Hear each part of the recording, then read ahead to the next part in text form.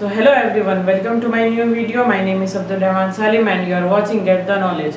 So friends, in today's video I am going to teach you about atoms. So what are atoms and how small they are and how these atoms work and etc. These doubts are in your mind, that I know, because that's why you have reached to this video and you have reached the correct video, because in this video I am going to teach you and I am going to clear all your doubts that are in your mind. So stay in this video and please don't skip the single seconds, because if you skip that you are going to miss a lot of information about atoms. So please don't skip it and watch the full video till the end. So let's begin. So question number 1, how small are atoms? So atoms are so much small that if I compare it to my hair, then one single piece of hair is 500,000 times larger than the atoms. You know what I mean? That the atoms are very small than a single hair. As I told you that they are 500,000 times smaller than a single hair. So we can't see it with our naked eyes. So we need something very special, like strong microscope which can see the atoms. So question number 2 is, what are atoms? So basically atoms are a very tiny component which the thing you see in the front of your eyes are made up of atoms. Every single thing that you see in this whole universe are made up of atoms. Even you are also made up of atoms, and the camera from which I am shooting is also made from atoms. So you all are thinking that how these atoms make solid, also how they make paste, the liquid, etc. So you don't need to worry at all. I am going to tell you everything. So there's only one atom, but the components that are mixing with the atoms are 118. There are 118 components that mix with atom. Yes, there are 118 components that mix up with atom. So example, like how the atoms make liquid. So you know H2O. Yes, you know the how H2O is made and how it's created, like water. Example, if two hydrogen gas and one oxygen gas compounds are mixed with each other, they make water.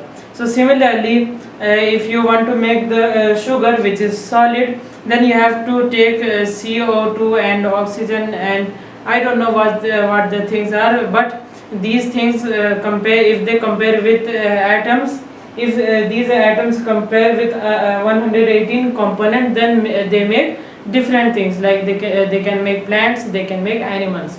So you also have the chart, I think, which has 118 components, which we call as the periodic table, which look like this.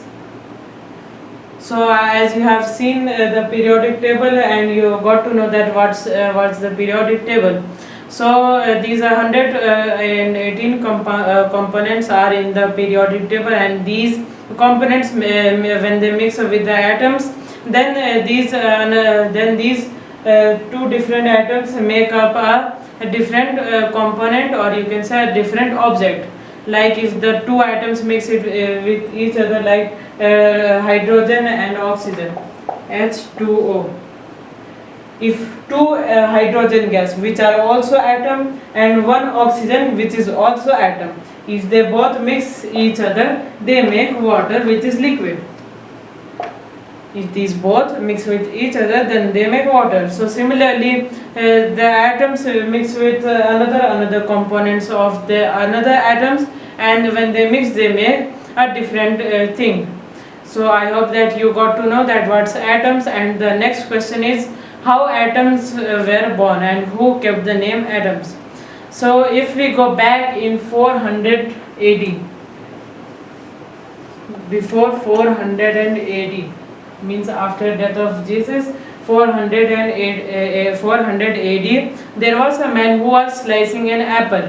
There was a man who was slicing an apple, and he was cutting that much so that it could make smaller and smaller.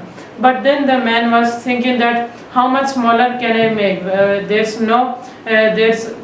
how much smaller can I make? But that thing will still exist. So that's why he kept its name as atomos.